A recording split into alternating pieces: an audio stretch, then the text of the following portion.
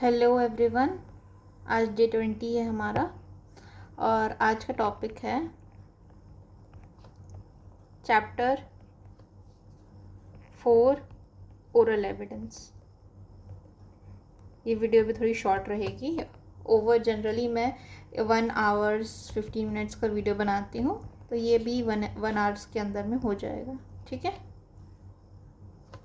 तो पहले स्टार्ट करने से पहले अब रिवाइज कर लेते लास्ट क्लास के। तो लास्ट क्लास में हमने क्या पढ़ा था?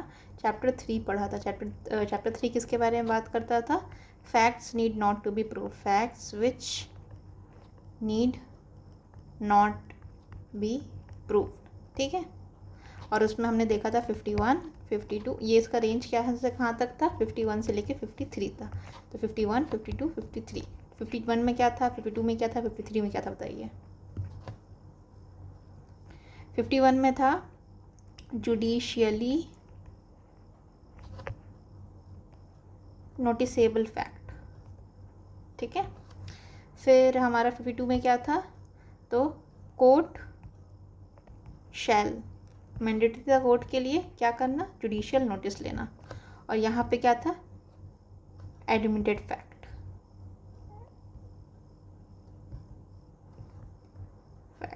डन। तो ये कल का हो गया। अब ये भी बताइए कि चैप्टर 1 क्या बात करता है, चैप्टर 2 क्या बात करता है, चैप्टर 3 हमने कर लिया है, चैप्टर 4 क्या बात करता है, 5 क्या बात करता है, 6 क्या बात करता है, 7 एंड 8 तक हम जाएंगे। बताइए, सारे चैप्टर्स को आप अपनी कॉपी में नोट करेंगे, जब मैं उसको लिखूंगी तो आप उसको क्रॉस चेक करेंगे। चैप्टर 1 क्या बात करता है? चैप्टर 1 बात करता है प्रिलिमिनरी के बारे में। ठीक है, ये कहाँ से कहाँ तक है? तो सेक्शन 1 से लेकर 2 तक है। चैप्टर 2 क्या बात करता है? तो रिलेवेंसी ऑफ फैक्ट के बारे में बात करता है, रिलेवेंसी ऑफ फैक्ट। ये कहाँ से कहाँ तक है? तो ये 3 से लेके 50 तक है। ठीक है, चैप्टर 3 भी बताया need not proof, need not proof. ये कहाँ से कहाँ तक है? तो ये है हमारा 51 से लेकर के 53 तक। चैप्टर 4 किसके बारे में बात करता है? तो चैप्टर 4 हमको पता है ओरल एविडेंस। अगर चैप्टर 4 याद नहीं आ रहा तो आप ऐसे कर सकते ORAL, ओरल। 4 अल्फ़ाबेट्स हैं, यहाँ पे 4 हैं। ठीक है, फिर 5 क्या बात करता है? तो 5 बात करता है अबाउट डॉक्यूमेंट्री एविडेंस। ठीक है, फिर डॉक्यूमेंट्री एविडेंस। और चैप्टर 4 का रेंज क्या था? 54 से लेके 55। और चैप्टर 5 का क्या रेंज है? जो डॉक्यूमेंट्री एविडेंस के बारे में बात करता है, तो ये है 56 से लेके 93 के बारे में बात करता है। फिर उसके बाद का नेक्स्ट चैप्टर किसके बारे में बात करता है? चैप्टर नंबर 6 किसके बारे में बात करता है? तो एक्सक्लूजन ऑफ, चलिए 6 से लेके 8 तक कहीं और लिखते क्योंकि यहाँ पे स्पेस नहीं है। चैप्टर 6, 7, 8। 6 क्या बात करता है? तो exclusion of oral evidence bye documentary evidence. Done. और इसका रेंज बताइए, चैप्टर 6 का रेंज क्या है? तो चैप्टर 6 का रेंज है हमारा सेक्शन 56 से ले करके 93 था। तो उसके आगे बढ़ेंगे 94 से लेके कहाँ तक जाएंगे हम? 103 तक जाएंगे। ठीक, फिर उसके बाद चैप्टर 7 जो है वो बर्डन ऑफ प्रूफ के बारे में बात करता है। बर्डन ऑफ प्रूफ ये कहाँ से कहाँ तक है? तो ये है 104 से ले करके 120 तक। ठीक है, फिर नेक्स्ट है हमारा चैप्टर 8, हमारा एस्टॉपल के बारे में बात करता है। ये कहाँ से कहाँ तक है? तो ये है 121 से लेके 123। ठीक है, फिर चैप्टर 9 किसके बारे में बात करता है? विटनेसेस के बारे में। विटनेस 124 से लेकर के 139। फिर 10th किसके बारे में बात करता है? 10th है examination, examination of witnesses, exam of witness. ये किसके बारे में बात करता है? तो एग्जाम ऑफ विटनेसेस के बारे में बात करता है। तो हम लोग का 139 से ख़त्म हुआ था, तो 140 से ले करके 168। ठीक है, फिर जो 11 है वो किसके बारे में बात करता है? तो ये बात करता है अबाउट इम्प्रॉपर, क्या था? Improper admission and rejection of evidence. Improper evidence, proper evidence. और ये कहाँ से कहाँ तक है? 169 में है। और 12 में बहुत ईजी, रिपील एंड सेविंग 170। तो मेजरली अगर याद करने वाले प्रोविज़न क्या है, अपने को 5 तक तो याद हो ही गए हैं। 5वां क्या था? 50 से लेके 56 से लेके 93 था। ठीक है, ये चीज़ें अपने को याद कर। 94 से लेके 103, 104 से लेकर के 120, 121 से लेके 123, 124 से लेके 139 एंड 140 से लेके 168, 169 एंड 170। बहुत ईजी है, तो इसको अपन याद करने की कोशिश करेंगे। अच्छा चलिए, अगर मैं लिखूँ 121 से लेके 123 किसके बारे में बात कर रहे हैं बताइए। फिर मैं आपसे पूछूं कि 140 से लेकर के 168 किसके बारे में बात कर रहा है, किसके बारे में बात कर रहा है।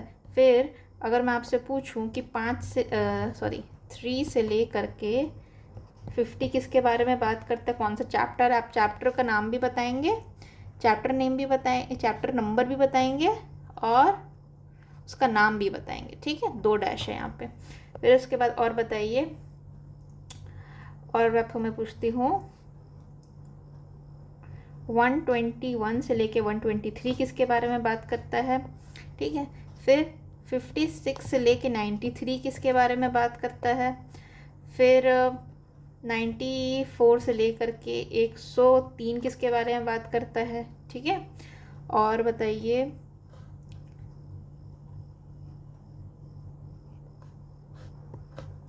चैप्टर 4 में क्या है, चैप्टर 9 में क्या है, चैप्टर 11 में क्या है।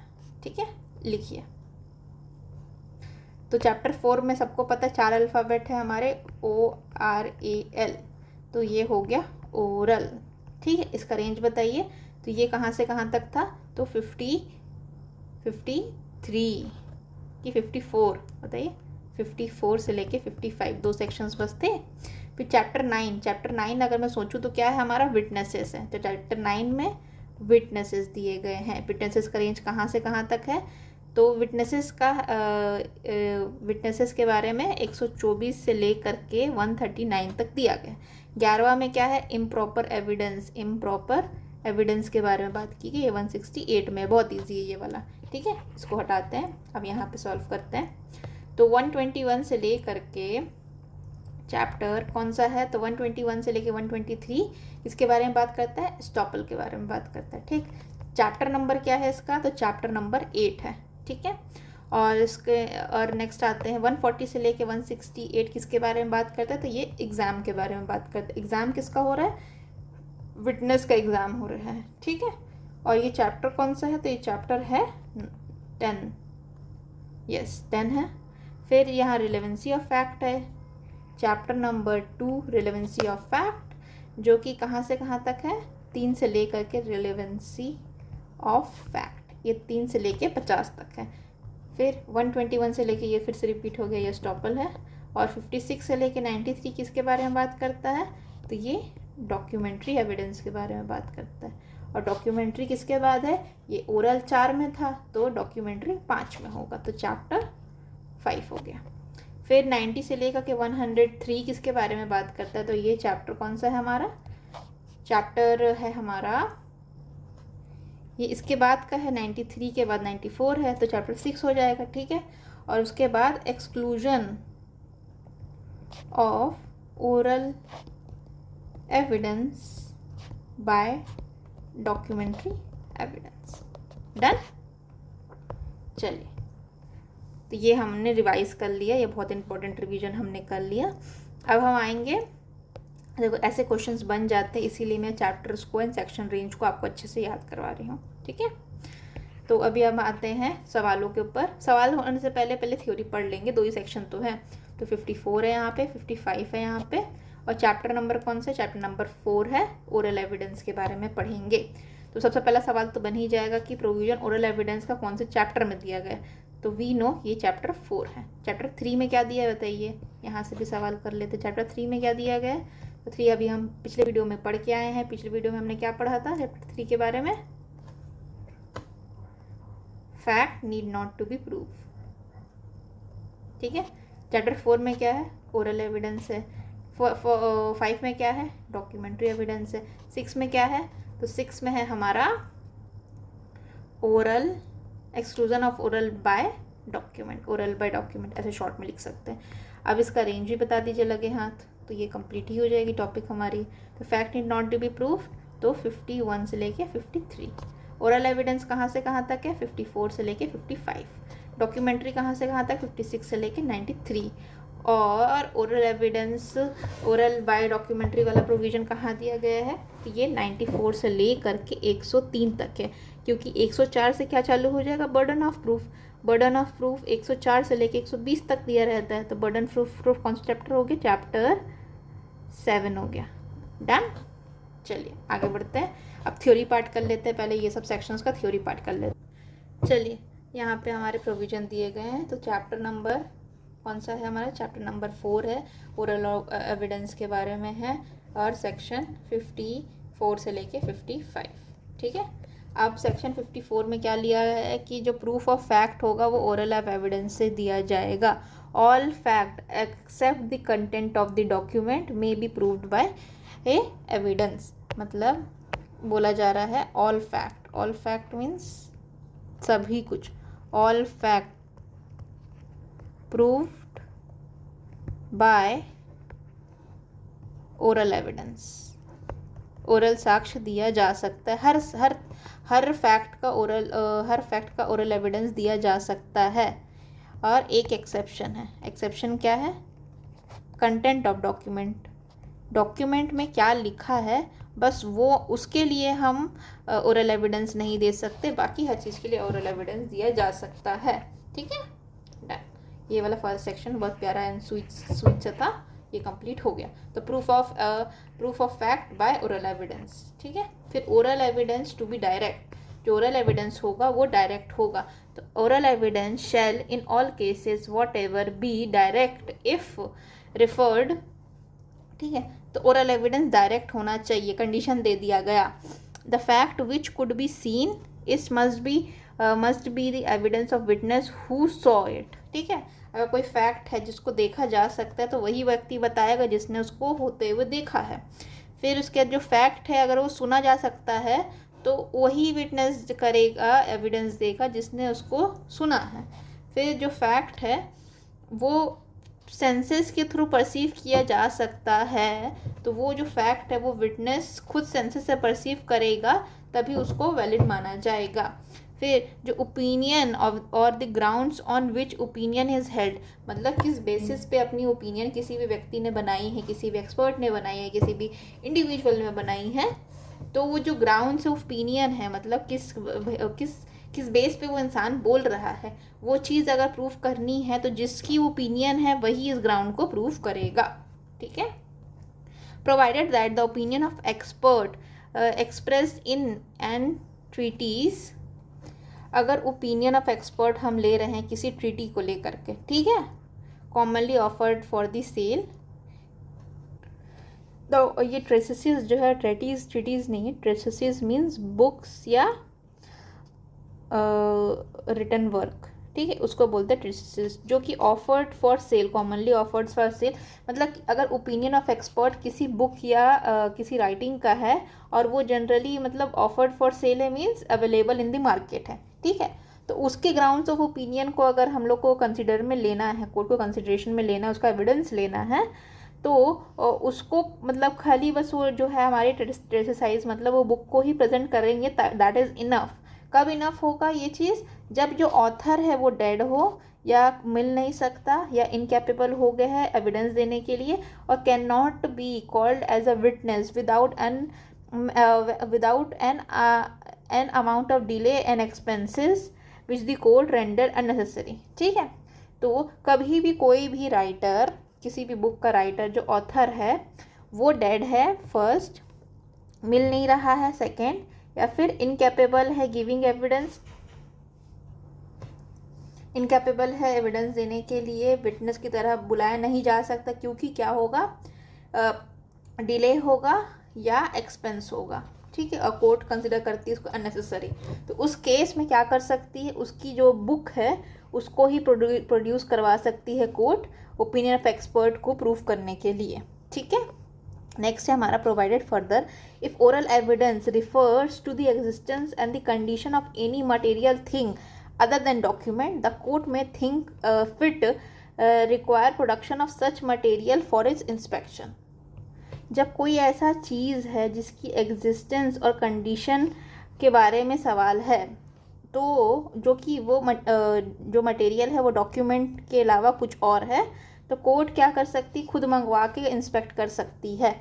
एग्जांपल के लिए कोई भी ऐसे क्राइम स्पॉट से अपने को कोई भी ऐसा ऑब्जेक्ट मिल गया, गन मिल गई, तो कोर्ट चाहे तो अगर ओरल एविडेंस है जो कि रिफ़र कर रहा है कोई भी चीज़ के, मटेरियल चीज़ के बारे में बात कर रहा है, उसके एग्जिस्टेंस की, उसकी कंडीशन के बारे में बात कर रहा है, जो कि डॉक्यूमेंट नहीं है, तो कोर्ट क्या कर सकती है, उसको बुलवा करके खुद उस मटेरियल को इंस्पेक्ट कर सकती है।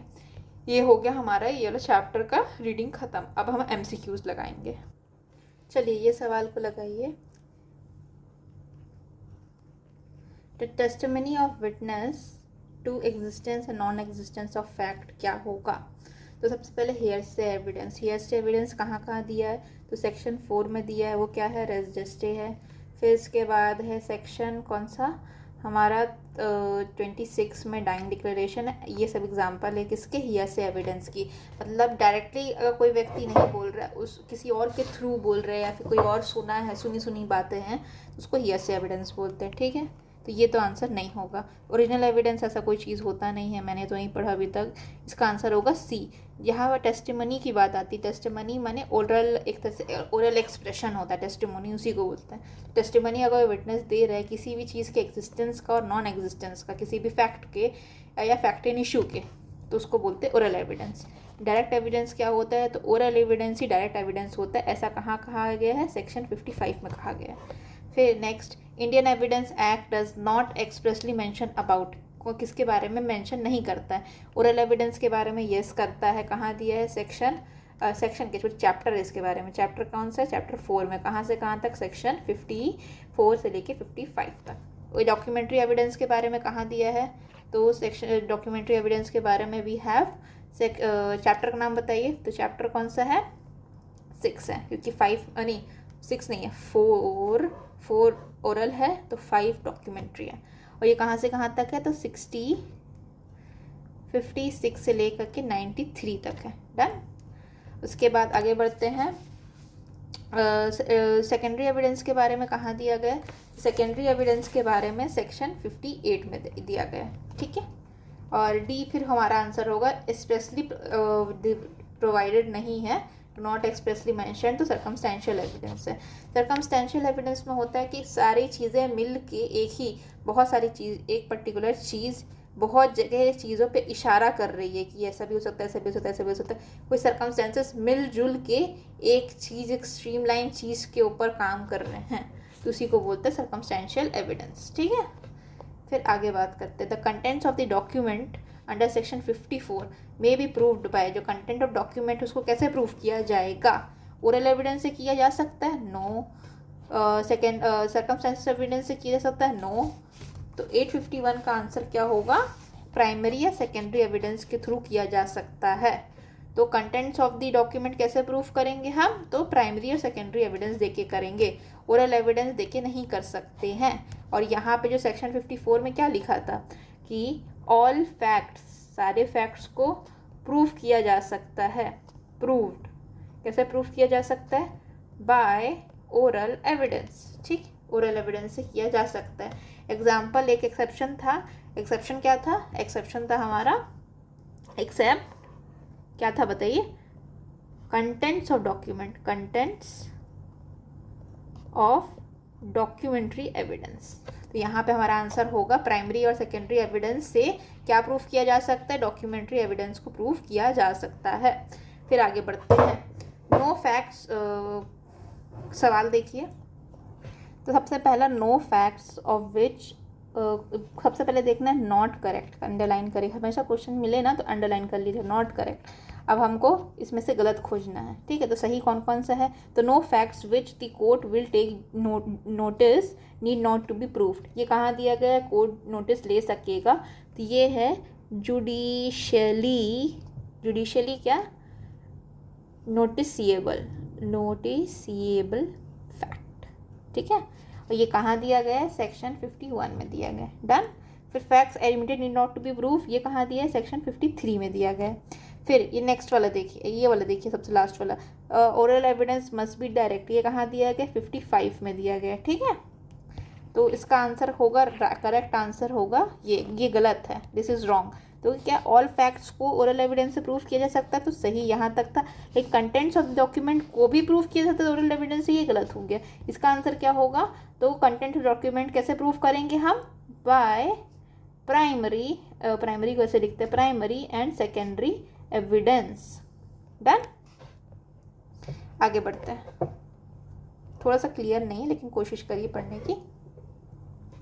यहाँ पे क्या लिख रहा है कि एक व्यक्ति है जिसने मतलब कसम खाई है कि वो शांत रहेगा, वाव लिया है, उसने मौन व्रत धारण किया है, ठीक है, और वो एविडेंस देता है राइटिंग में, तो उसका ओपन कोर्ट में, तो उसका एविडेंस क्या होगा? तो आंसर है ओरल एविडेंस, ठीक है। यहाँ पे भी सेम था डम विटनेस के बारे में कि अगर डम विटनेस है जो कि can not speak, who can not speak is called डम, कैन नॉट स्पीक, तो उसका अगर हम लोग एविडेंस लेंगे तो क्या होगा?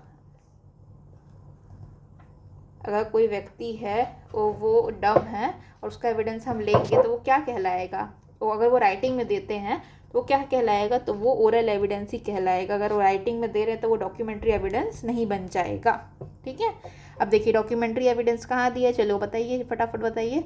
ये दिया है सेक्शन 56 से लेकर के 93। फिर सर्कमस्टेंशियल एज सच डिफाइंड नहीं, ओरल कहाँ दिया है? 54 से लेके 55 में। और सेकेंडरी एविडेंस कहाँ दिया है? सेकेंडरी एविडेंस सेक्शन 58 में दिया गया है। तो फिर प्राइमरी एविडेंस कहाँ दिया गया है? प्राइमरी एविडेंस 57 में दिया गया है। फिर न्यूज़पेपर रिपोर्ट जो न्यूज़पेपर रिपोर्ट है वो एविडेंस है, कौन सा एविडेंस है? तो इसको याद कर लीजिए, रटने वाला क्वेश्चन है। न्यूज़पेपर रिपोर्ट क्या होता है? तो ये होता है हमारा हियरसे एविडेंस, ठीक है। Newspaper reports are hearsay evidence, क्योंकि वो फर्स्ट हैंड इन्फॉर्मेशन नहीं ला रहे हैं, जो सुनी सुनाई बात जो लोग कह रहे हैं उसको न्यूज़पेपर में छाप देते हैं, तो उसको हम लोग क्या बोलते हैं? Hearsay evidence. ये याद कर लीजिए, newspaper reports are hearsay evidence. और एक और क्या चीज़ हमने अभी याद की थी कि जो हमारा कंटेंट्स ऑफ द डॉक्यूमेंट है वो कैसे प्रूफ किया जाएगा? By primary and secondary evidence. ये भी बहुत अच्छी इंपॉर्टेंट चीज़ है जो कि बेयर एक्ट में नहीं दी गई है। फिर आगे आइए, नेक्स्ट क्वेश्चन करिए। तो सवाल है कि कंटेंट्स ऑफ द डॉक्यूमेंट है सेक्शन 54 में, वो प्रूफ किया जाएगा किस तरह? Can be prove by oral evidence, ये तो साफ साफ मना किया गया था। फिर can not be proved as oral evidence, ये सही लग रहा है। फिर मे एंड मे नॉट, ऐसे टाइप के शब्द यूज़ नहीं करते हम लॉ में। Can only be proved by the oral evidence under special circumstances, ऐसा कुछ नहीं होता। चलो ठीक है, अब बताइए नेचर क्या है नारकोटिक्स का? न्यूज़पेपर का अपना कोई नेचर पता चला कि न्यूज़पेपर जो है वो क्या है? हियरसे एविडेंस है। अब ये नार्को टेस्ट है, उसका नेचर क्या है बताइए? तो नार्को टेक्स्ट हमारा ओरल एविडेंस होता है, ठीक है। अब हम लोग को मन करेगा कि लिखने का ये साइंटिफिक एविडेंस है, यहीं पे हम लोग फंस जाएंगे ट्रैप में। ये साइंटिफिक ज़रूर है, लेकिन नार्को टेस्ट को कोई इंडिविजुअल कर रहे हैं। इंडिविजुअल जो है हमारा, जैसे इसमें नार्को टेस्ट में कुछ लीथल ड्रग्स दिया जाता है शायद तक, एक बार चेक कर लेती हूँ ना। लीथल तो गलत शब्द मैंने इस्तेमाल कर दी। लीथल माने जानलेवा, लीथल नहीं है।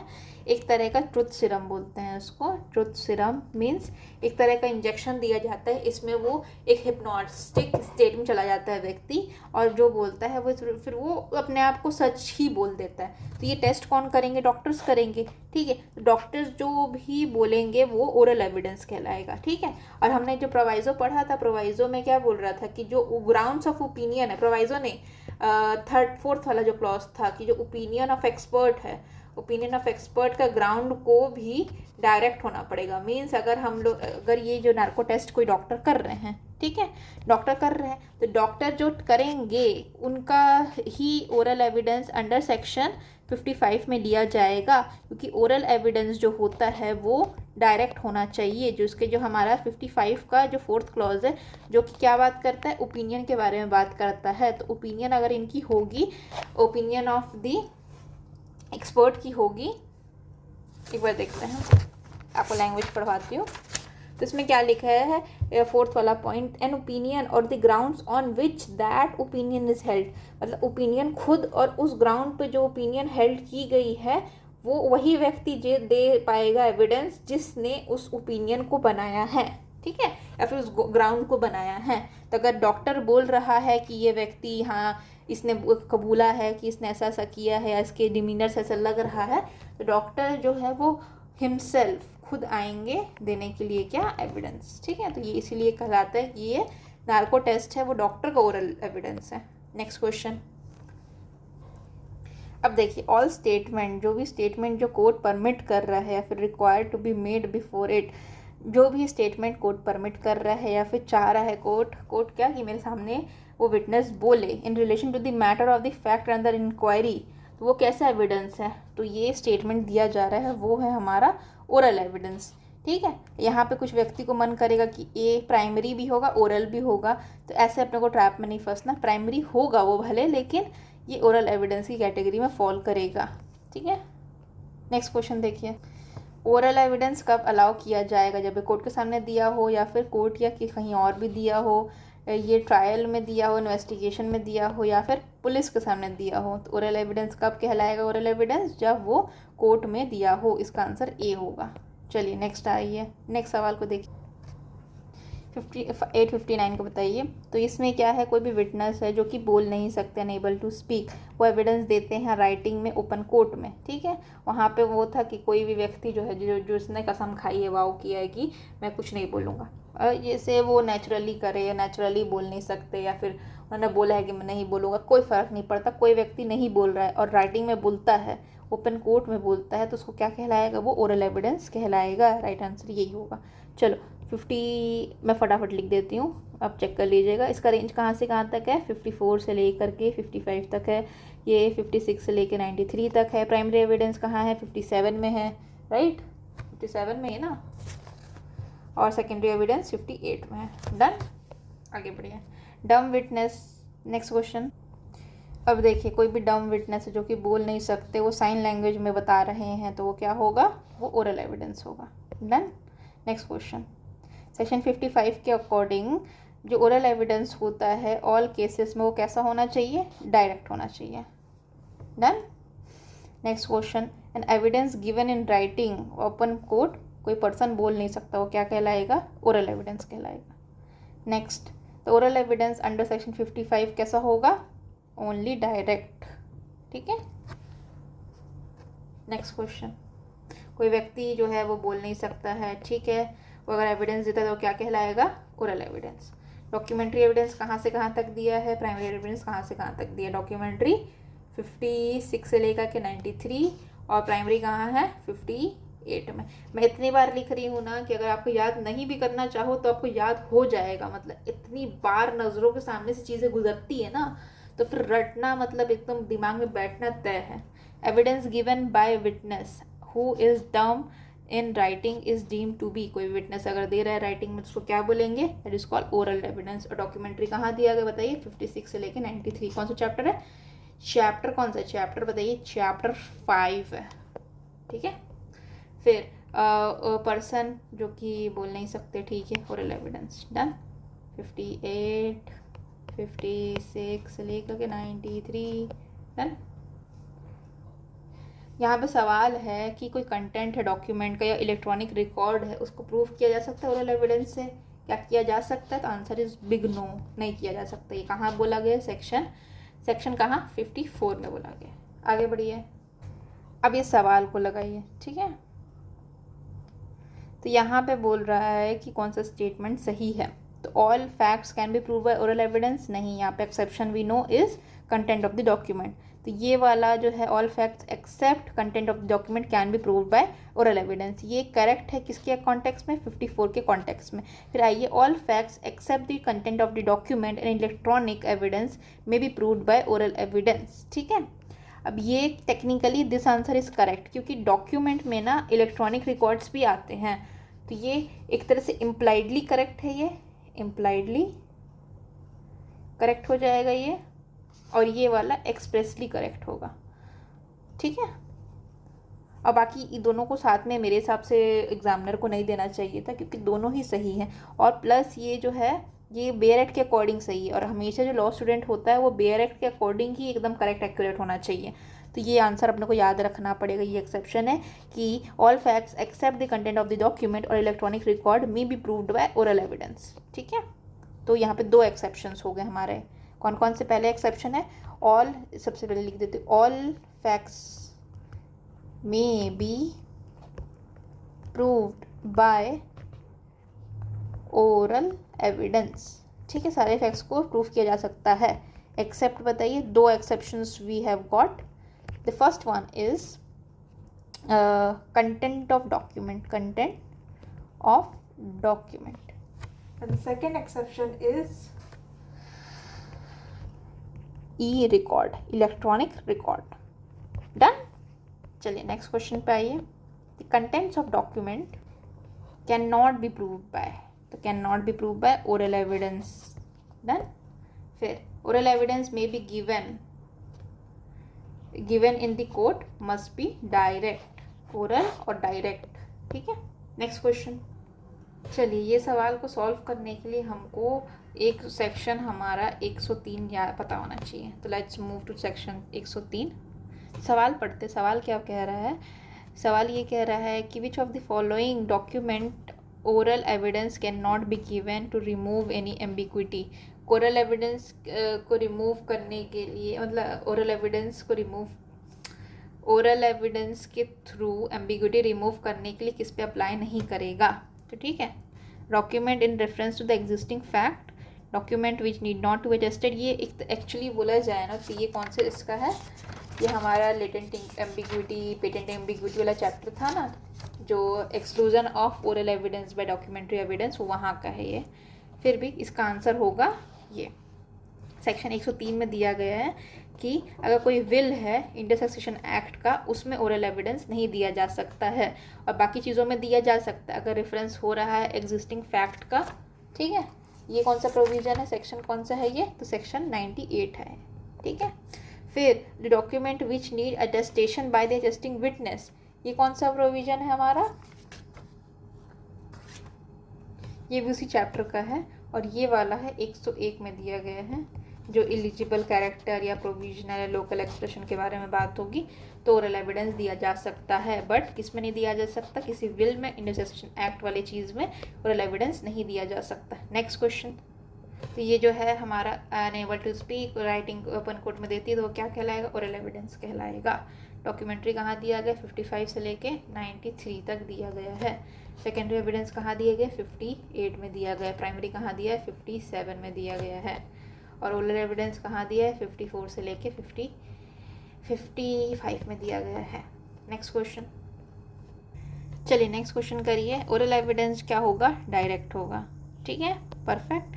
फिर ये वाला सवाल करिए, कौन सा जो है सेक्शन रिकग्नाइज करता है hearsay evidence is no evidence. ये क्या है? 55 क्योंकि क्या बात करता है? बात करता है ओरल एविडेंस जो होगा वो डायरेक्ट होना चाहिए। डायरेक्ट मतलब जिसने सुना है, जिसने देखा है वो बोलेगा, जिसने सुना है वो बोलेगा, और जिसने फील किया है, टच किया वो बोलेगा, और जिसका ओपिनियन है वो बोलेगा। इसके अलावा कोई नहीं बोलेगा। ठीक है, फिर बाकी सेक्शंस देख लेते हैं। सेक्शन 59 में क्या लिखा है बताइए? Proof of document by primary evidence.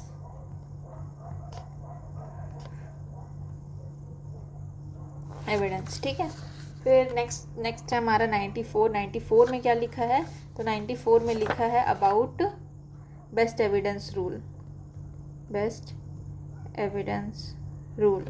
95 में क्या दिया गया है? Exclusion of evidence of oral agreement. ठीक है, तो ये अपन डिटेल में करेंगे। डेफ म्यूट पर्सन अगर एविडेंस देते हैं तो क्या कहलाता है? ओरल एविडेंस कहलाता है। डॉक्यूमेंट कहाँ दिया है? 56 से लेकर के 93 में दिया गया। डन। प्राइमरी एविडेंस कहाँ दिया है बताइए? 57 में दिया गया। फिर ओरल एविडेंस होगा, कोई व्यक्ति जो होगा वो देगा तो ओरल एविडेंस। डम विटनेस, ओरल एविडेंस। बस सोचना ही नहीं, डम विटनेस देखिए, ओरल एविडेंस में टिक कर दे। Which is not the main principle underlining the law of evidence. Law of evidence में कौन सा प्रिंसिपल फॉलो नहीं करता है? अब देखिए ये जो है best evidence must B given इन ऑल केसेस, ये तो सही है कि हमेशा बेस्ट एविडेंस को ही चूज़ करना चाहिए। फिर second, evidence must be confined to the matter of in issue, मतलब खाली बस ये नहीं कि सब चीज़ों में एविडेंस दिया जा रहा है, जो मेन मुद्दा है उसी में ही एविडेंस दिया जाएगा, सही है ये। फिर हियर से evidence must not be admitted, ठीक है, ये भी सही है, ये गलत है हमारा। हियर से evidence must be admitted, must be admitted क्यों होगा भाई, नहीं होगा। हियर से एविडेंस बिकम रेलेवेंट, कब रेलेवेंट हो जाएगा, जब वो सेक्शन 6 के एम्बिट में आ जाएगा। सेक्शन 6 मतलब सेक्शन 4 के, सेक्शन 6 देख लेते हैं एक बार। तो ये सेक्शन 6 को मैंने देखा है, तो ये सेक्शन 4 में दिया हुआ है, रेस जस्टिस के बारे में जहाँ दिया है वहाँ के बारे में बात हो रहा है, part forming the same transaction, ठीक है, रेस जस्टिस हो गया। तो चलिए, तो इसमें क्या है, when it is ratified by admission and confession, जब हेयर से एविडेंस को रेटिफाई कर लिया गया है एडमिशन एंड कन्फेशन को, तो हियर से एविडेंस रेलेवेंट होगा, तो बोले हाँ होगा। सेक्शन 4 में रेलेवेंट है तो रेलेवेंट होगा, तो बोले हाँ होगा। फिर when it is mention in an public document और प्रिज्यूम्ड बाय द कोर्ट, अगर कोर्ट में मान लिया या फिर किसी डॉक्यूमेंट में मेंशन है तो उसको बोलेंगे कि एविडेंस होगा रेलेवेंट, तो बोलेंगे होगा, तो ये आंसर होगा डी, सारे केसेस में वो रेलेवेंट होगा, ठीक है। फिर कौन सा डॉक्यूमेंट नहीं है अंडर इंडियन एविडेंस एक्ट, तो इसके लिए अपने को जाना पड़ेगा डेफिनेशन क्लॉज में। चलिए डेफिनेशन क्लॉज को एक बार रिवाइज कर लेते हैं। तो बताइए 2 के ए में क्या लिखा है, ए में क्या लिखा है, बी में क्या लिखा है, सी में क्या लिखा है, डी में क्या लिखा है, देन ई में क्या लिखा है, F G H I J and के, ठीक है। तो मैंने याद कराया था, चलिए फटाफट उसको लिखिए, अपनी कॉपी में लिखा करिए, ऐसा नहीं है कि बस मैं बस लिखते रहूँ आप बैठे रहें, नहीं, लिखिए आप, सबको लिखिए, A B C D E F G H I J and K तक होता है।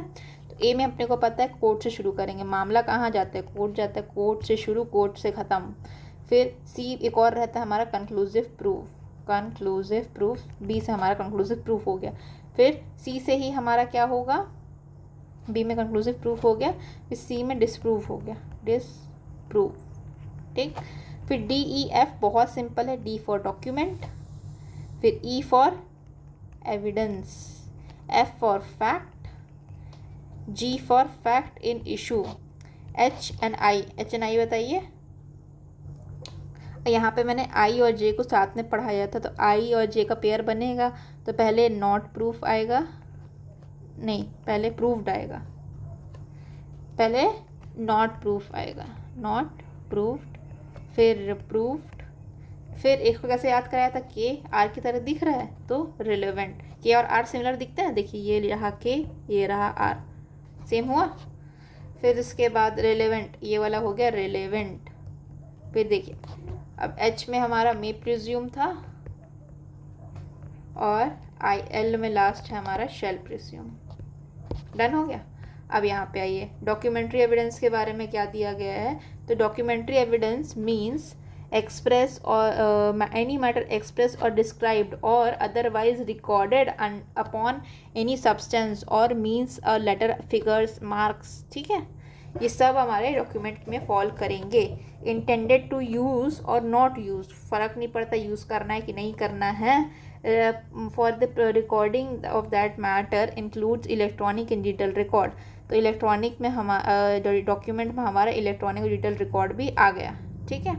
अब देखिए जो राइटिंग है वो भी डॉक्यूमेंट है, लिथोग्राफी, पिक्टोग्राफी, ये तो बाइक्स बहुत ज़्यादा आ गई मार्केट में, खाली बस बजते रहती हैं, डिस्टर्ब करते रहती हैं, ठीक है। फिर मैप्स, प्लान्स वो भी डॉक्यूमेंट है, इंस्क्रिप्शंस, मेटल प्लेट, स्टोन वो भी डॉक्यूमेंट है, कैरिकेचर वो भी डॉक्यूमेंट है, और इलेक्ट्रॉनिक रिकॉर्ड में email, server logs, document, laptop, smartphone, message, WhatsApp, locational evidence, voice mail, storage, ये सब डॉक्यूमेंट के कैटेगरी में फॉल करेंगे। तो आते हैं हमारे सवाल पे, तो सवाल क्या कह रहा था, तो सवाल कह रहा था कि कौन डॉक्यूमेंट नहीं है, तो ये डॉक्यूमेंट है, फोटोग्राफ डॉक्यूमेंट है, प्रिंट आउट डॉक्यूमेंट है, दी ऑब्जेक्ट इन सेल्फ वो डॉक्यूमेंट नहीं है, ठीक है, ठीक। चलिए आगे बढ़िए, नेक्स्ट सवाल पे आइए। यहाँ पे एक्स को चार्ज, मतलब एक्स के ऊपर चार्ज लगा है मर्डर ऑफ वाई का, ठीक है।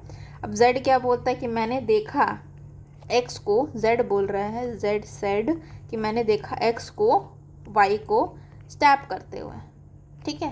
तो ये तो एकदम डायरेक्ट एविडेंस, नाइफ से स्टैब करते हुए डायरेक्ट एविडेंस हो गया, ठीक है। जिसने देखा उसी ने बोला। फिर क्या बोल रहा है, ए बोल रहा है कि उसको जेड ने बोला है कि एक्स ने स्टैब किया वाई को। ये क्या हो गया, एविडेंस, सॉरी हियर से एविडेंस हो गया। तो इसका आंसर क्या होगा हमारा, बी होगा, ठीक है। चलिए नेक्स्ट क्वेश्चन पे आते हैं। Under law of evidence the term here से इज यूज्ड, किसके लिए हियर से यूज किया जाता है, डन, रिटन और स्पोकन। तो हियर से शब्द किसके लिए है, तीनों के लिए है।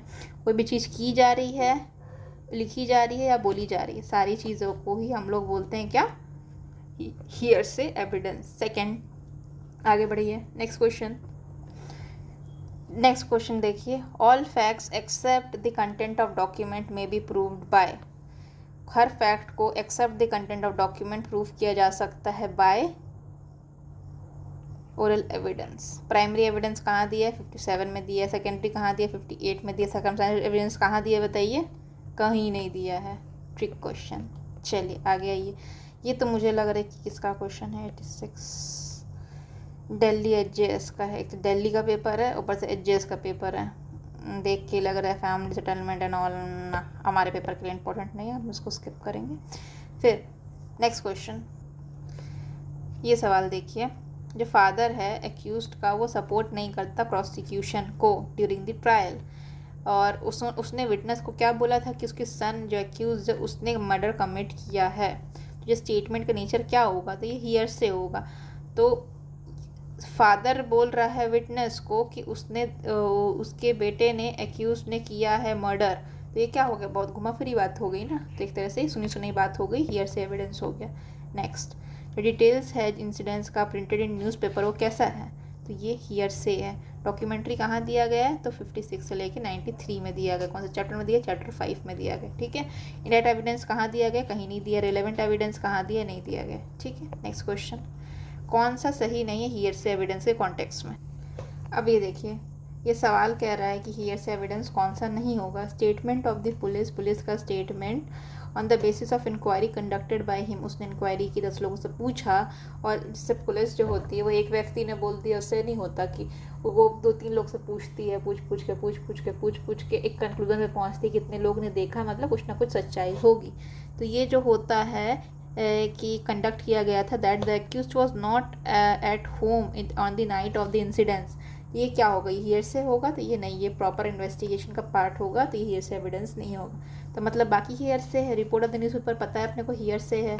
फिर दूसरा, report prepared on the basis of information provided by the police, sorry officer को इन्फॉर्मेशन किसी ने दिया है, तो वो क्या है, तो वो एक तरह से हियर से है। Statement of witness to prove the relationship between person, ये भी हियर से है। नेक्स्ट क्वेश्चन, ये सवाल देखिए, ए इन्फॉर्म करता है बी को कि उसने सुना है एक्स से कि जेड ने कमिट किया सी का। कितना घुमा फिरा के, तो बी के वैल्यू क्या होगी, बी की वैल्यू क्या होगी, और क्या बोलते हैं बी की वैल्यू क्या होगी, ए की वैल्यू क्या होगी उसके स्टेटमेंट की, वो हियर से एविडेंस रहेगा। डायरेक्ट एविडेंस कहाँ दिया गया, 55 में दिया गया कि ओरल एविडेंस डायरेक्ट एविडेंस होना चाहिए। चलिए आगे आइए। फिर प्रिंसिपल दैट, ये देखिए कौन से इसमें कहा गया था कि जो न्यूज़पेपर है वो मेयरली हियर से एविडेंस है, और सुप्रीम कोर्ट ने इसको रीइटरेट किया है अभी अभी के केस में। तो इसका राइट आंसर होगा answer number D, Baburao Bagaji Karemore versus Govind. चलिए अभी ये पूरा कंप्लीट हो गया है। चलिए थोड़ा सा समय बचा है, फटाफट एकदम सुपर फास्ट रिवीजन करते हैं 5 से 10 मिनट में। हम लोग करेंगे सेक्शन 1 से लेकर के सेक्शन 50 कहाँ तक आज हमने किया है, 55 तक, ठीक है। सुपर फास्ट रिवीजन करेंगे, ठीक है। तो चलिए, तो हमारा चैप्टर 1 है जो कि प्रिलिमिनरी के बारे में बात करता है, सेक्शन 1 और 2, ठीक है। यहाँ पे सेक्शन 1 शॉर्ट टाइटल, एक्सटेंट और एप्लीकेबिलिटी के बारे में बात करता है। फिर सेक्शन 2 में डेफिनेशन क्लॉज है, ए में कोट है, बी में कंक्लूसिव प्रूफ है, सी में डिसप्रूफ है, डी में डॉक्यूमेंट है, ई में एविडेंस है, एफ में फैक्ट है, जी में फैक्ट एंड इशू है, एच में प्रिज्यूम है, आई में नॉट प्रूफ है, जे में प्रूव्ड है, के में रिलेवेंट फैक्ट है और एल में शैल प्रिज्यूम है। ठीक है, फिर चैप्टर 2 कहाँ से कहाँ तक शुरू होता है? शुरू होता है हमारा इट स्टार्ट्स फ्रॉम सेक्शन 3 से लेकर 50 तक जाता है। रिलेवेंसी ऑफ फैक्ट के बारे में बात होती है। सेक्शन 3 क्या बात करता है? फैक्ट एंड इशू और रिलेवेंट फैक्ट होंगे, उसी का ही एविडेंस दिया जाएगा। सेक्शन 4 सेम ट्रांजैक्शन के बारे में बात करता है, ये रेस जस्टिस के बारे में बात करता है। फिर section 5 echo occasion cause and effect. फिर section 6 PMA preparation conduct motive PCM। फिर इसके बाद section 7 explain support identify time place a relational fact. ठीक है, फिर 8 में कॉन्स्पिरेटर्स के बारे में है, 9 में हमारा otherwise relevant plea of alibi आ गया, 10 में हमारा डैमेज आ गया, 11 में हमारा राइट्स एंड कस्टम हो गया, 12 में mind body and bodily feeling आ गई, 13 में एक्सीडेंटल एंड इंटेंशनल फैक्ट्स आ गए, 14 में बिजनेस आ गया। डन। फिर एडमिशन के बारे में दिया गया है, तो एडमिशन 15 से लेकर के 25 में दिया गया है। 15 में एडमिशन दिया गया है, 16 में admission by party and agent के बारे में दिया गया है, 17 में पोजीशन मस्ट बी प्रूफ दिया गया है, 18 में एक्सप्रेसली रेफर्ड के बारे में दिया है, 19 में proof of admission self harming and self serving के बारे में दिया गया है। 20 में क्या दिया गया? ओरल एडमिशन के बारे में दिया गया है। 21 में क्या दिया गया? सिविल केसेस के बारे में। 22 में कहाँ क्या दिया गया? इंड्यूसमेंट, थ्रेट, कोहर्जन, प्रॉमिस के बारे में दिया गया। 23 में क्या बात किया गया? पुलिस ऑफिसर के बारे में। 24 में क्या बात किया गया? को एक्यूज जॉइंटली ट्राई किए जाएंगे। 25 में क्या दिया गया है? नॉट कंक्लूसिव प्रूफ स्टॉपल के बारे में बात की गई है। फिर उसके बाद statement by the person who can not be called as witness, section 26 से 27 में बात की गई है। 26 में क्या बात करता है? डेड या इनकेपेबल या नॉट फाउंड या अनड्यू डिले हो या कॉस्ट होगा उस व्यक्ति के बारे में दिया गया है। अब देखिए क्लॉज वाइज इसको करना इंपॉर्टेंट है। ए में दिया गया डाइन डिक्लेरेशन, बी में बिजनेस के बारे में, सी में इंटरेस्ट ऑफ मेकर के बारे में दिया गया। इंटरेस्ट कैसा होगा? पिक्यूनरी इंटरेस्ट होगा या परपेट्री इंटरेस्ट होगा। डी में क्या बात करता है? पब्लिक राइट के बारे में, कस्टम के बारे में। ई में क्या बात करता है? रिलेशन के बारे में। एफ क्या बात करता है? फैमिली अफेयर्स के बारे में। जी क्या बात करता है? Under section 11 customs and rights के बारे में बात करता है। और एच में क्या बात है? सेवरल पर्सन के बारे में बात करता है। 27 में क्या बात की है? सब्सिक्वेंट प्रोसीडिंग के बारे में बात की गई है। तो कोई भी स्टेटमेंट अगर दिया गया है किसी भी व्यक्ति के द्वारा जो कि डेड हो गए, इनकेपेबल है, नॉट फाउंड है या फिर अनड्यू डिले या कॉस्ट लगेगा, तो वो उसकी जो स्टेटमेंट दी गई थी वो सब्सिक्वेंट प्रोसीडिंग में काम आ सकती है। फिर सेक्शन हमारा 28 से ले करके कहाँ तक है? 28 से लेकर 32 के बारे में कहा दिया गया है। Statement made under special circumstance 28 से लेकर 32 के बारे में है। 28 बात करता है बुक्स ऑफ अकाउंट के बारे में, 29 बात करता है पब्लिक रिकॉर्ड के बारे में, 30 बात करता है मैप्स एंड चार्ट्स के बारे में, 31 बात करता है एक्ट नोटिफिकेशन के बारे में, 32 बात करता है लॉ बुक्स के बारे में। फिर how much statement is to be proof, को कितना स्टेटमेंट प्रूफ करना चाहिए, तो how much statement is to be proof, तो ये होगा how much statement is proof, तो how much statement forms the part of the conversation, document, e record and books. ठीक है।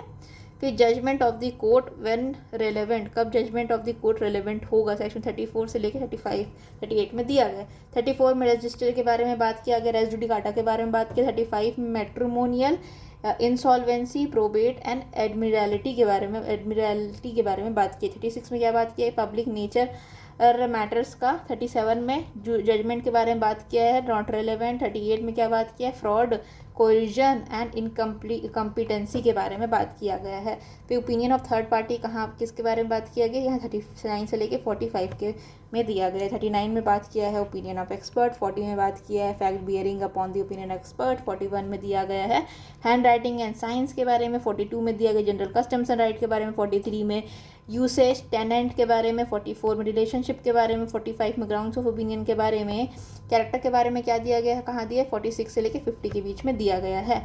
फिर 46 में क्या दिया गया? No relevancy in civil cases. फिर 47 में क्या दिया? रेलेवेंसी हो सकती है प्रीवियस गुड कैरेक्टर की क्रिमिनल केस में। फिर 48 में बात किया प्रीवियस सेक्सुअल एक्सपीरियंस के बारे में बात किया कि ये रेलेवेंट नहीं होता है। फिर 49 में बात किया कि previous bad character criminal case में क्या होगा, और 50 में अफेक्टिंग डैमेज। फिर हमारा पार्ट 3 आ चुका है ऑफ प्रूफ का। चैप्टर 3 है हमारा fact which need not to be proof. 51 से लेके 53 में दिया गया। 51 में क्या है, जुडिशली नोटिसेबल फैक्ट है। 52 में क्या है, the court shall take judicial notice. 53 में क्या है, एडमिटेड फैक्ट।